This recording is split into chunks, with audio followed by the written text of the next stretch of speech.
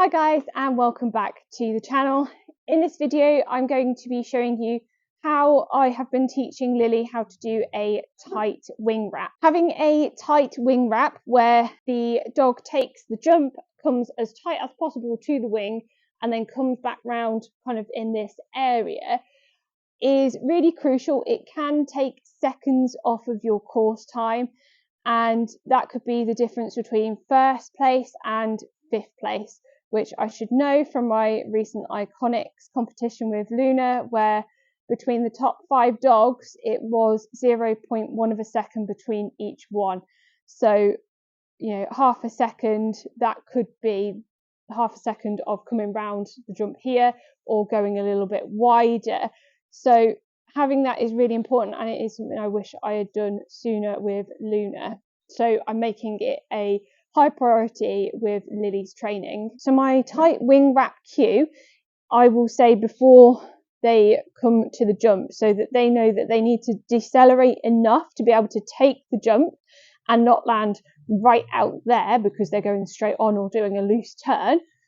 They are taking the jump and coming as close to this wing as possible so that they're landing to then come back round, and the tighter they can do that the better. So either they're taking the jump and coming back round here, or a little bit looser. I'll probably say for this kind of area here I would do the tight wing wrap cue.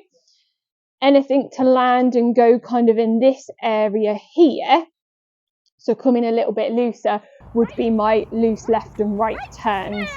If it was quite loose, I'd just say right once for her to go right, or I would say right to do maybe a little bit tighter of a loose turn. Cue for the tight wing wrap is to come back round as tight as possible to the wing. So teaching the tight wing wrap cue, you can do in quite a small garden because you want them to be nice and tight. You don't have to have a full jump, you could just have one wing. So I actually used to start with just a pole. So you could use a stick in the ground pole, or as I've done, I've taken, because we've got fake grass, I can't stick anything in the ground, so I've taken this kind of end part out of weaves and I use this, and I basically shaped Lily to go round the pole and to try and get her nice and tight, because this is quite thin. She would go quite tight round the pole. Now, you don't have to do it in the garden. Like I said, you don't need a huge amount of space. So if you've got a small garden, that's absolutely fine.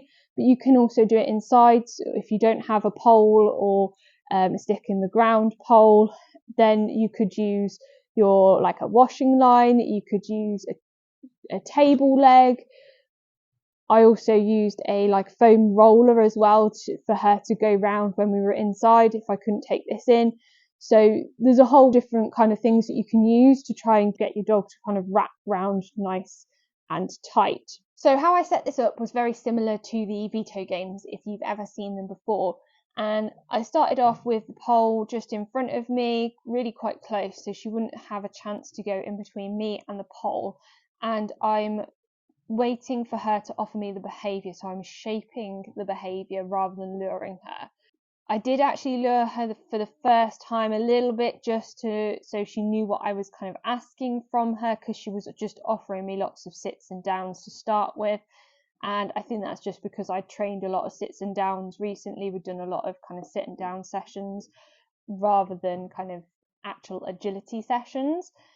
So when she went around the pole from one side of me, round the outside to the other, I would mark and reward every time she did this.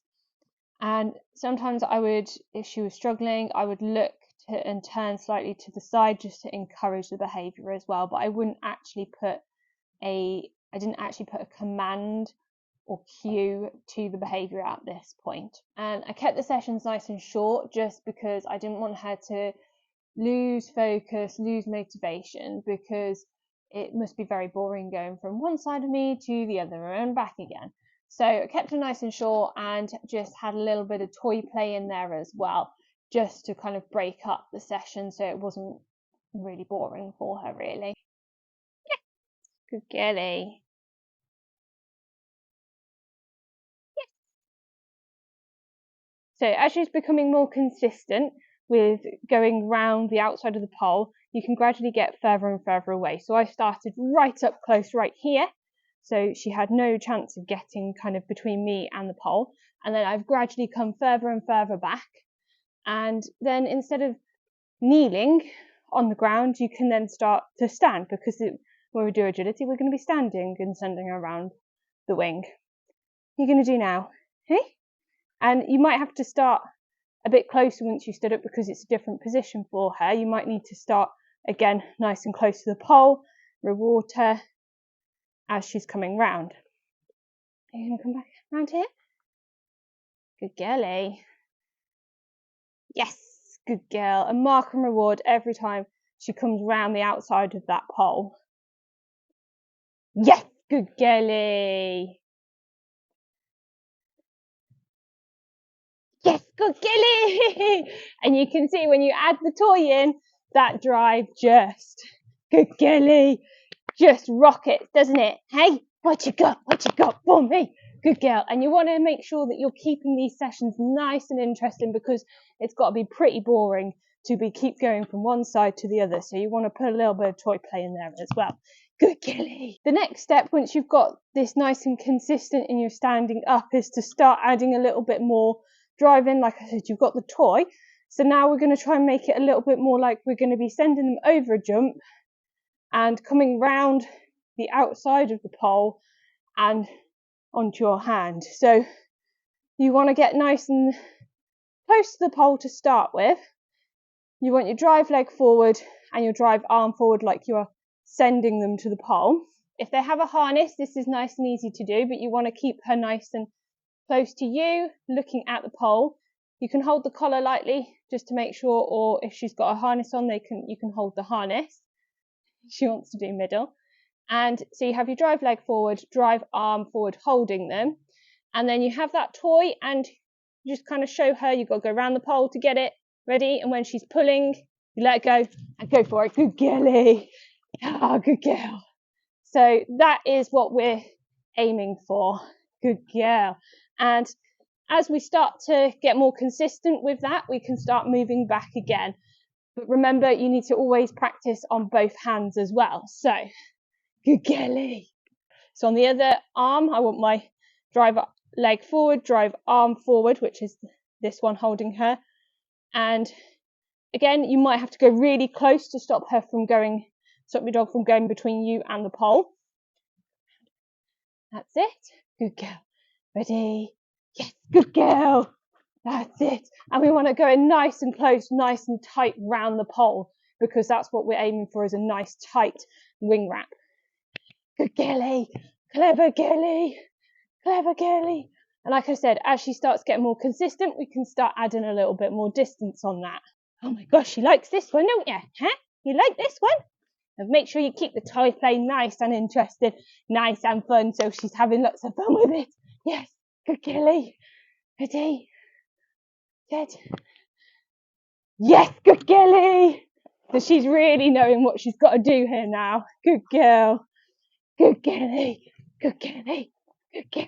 Well done.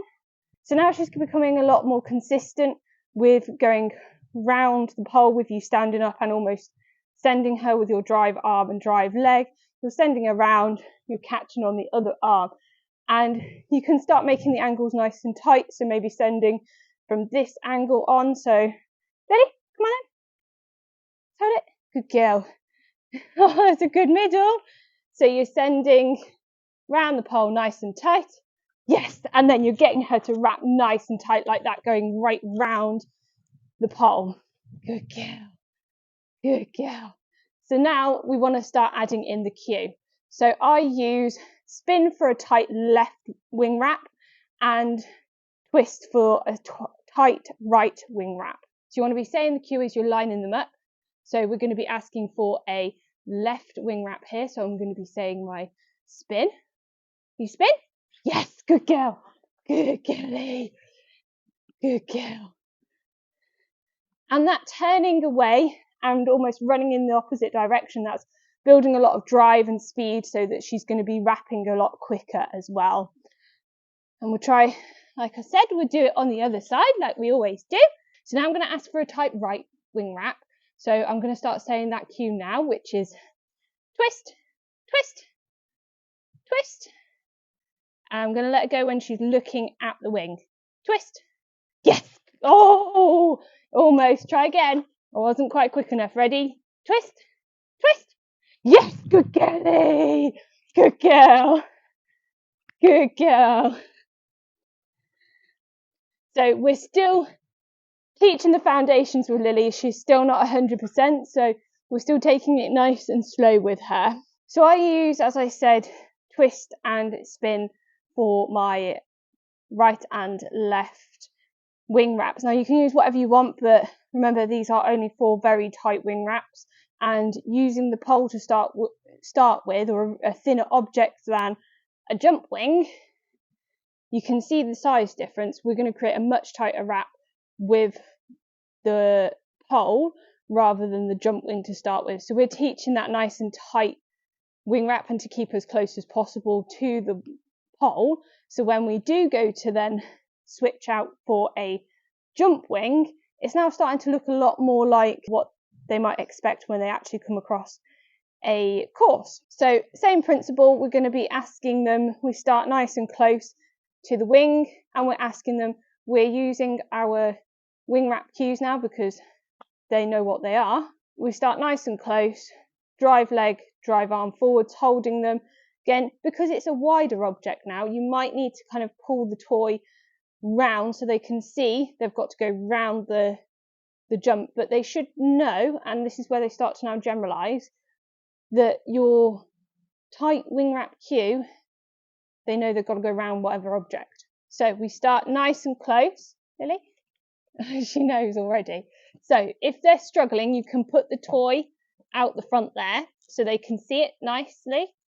So having a nice long bungee handle is really good for this. And you're saying your tight wing wrap, so spin, spin, spin. Yes.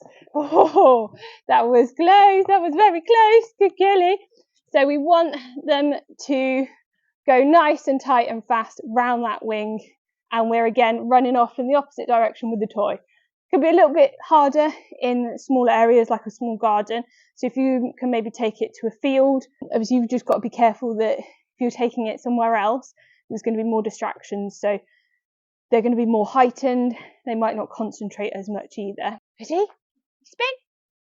Yes, good girlie. Good girl.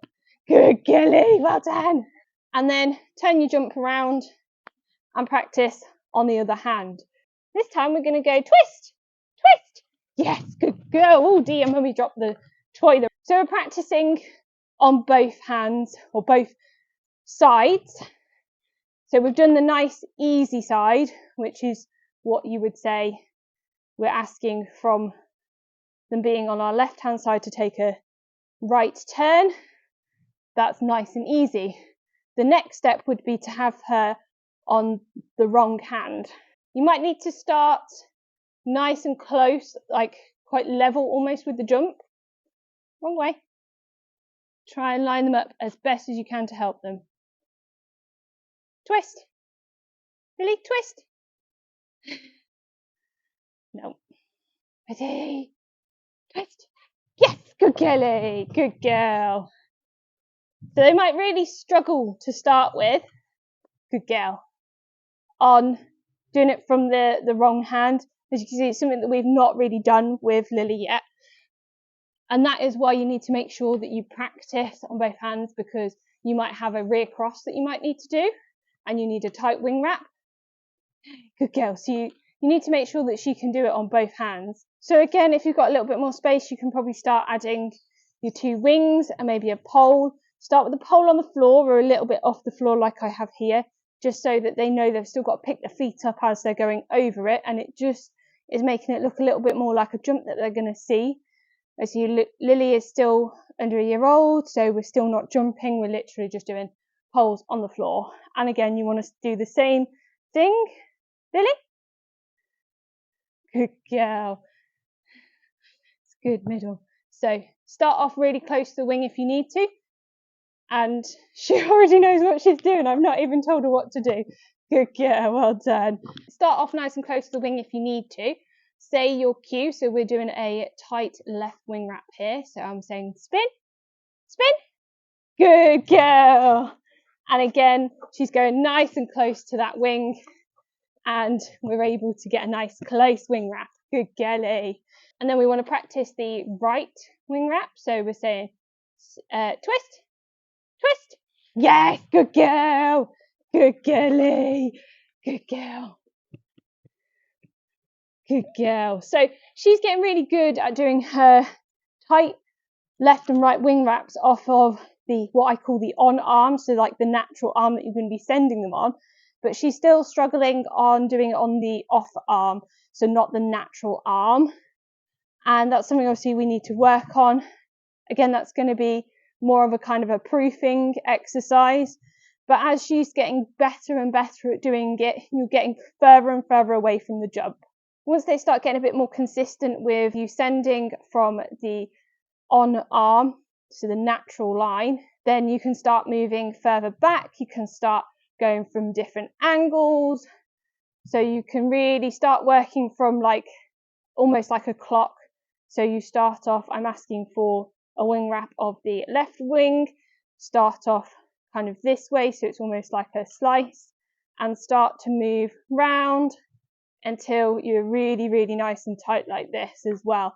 So they're getting proofing of all different angles.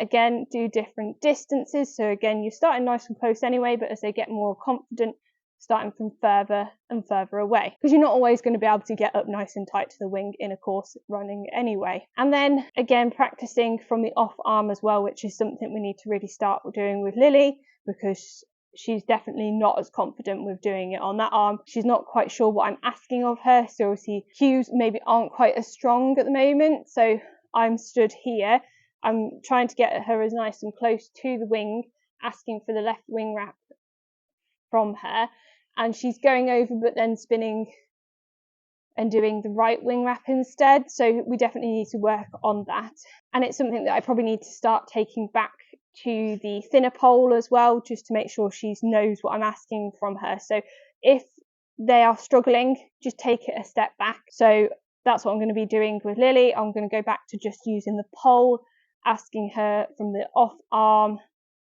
and getting her to do the left and right wing wrap. And like I said, it's really important that you're not rushing this, because this is the foundation. So you like I said, go back if you need to, make sure your foundations are nice and strong before you start doing more proofing exercises. So I hope you found this video useful in how I've been teaching Lily wing wraps, and watch out for the next video, which will be in this series, especially relating to wing wraps, will be proofing and progressing the wing wraps.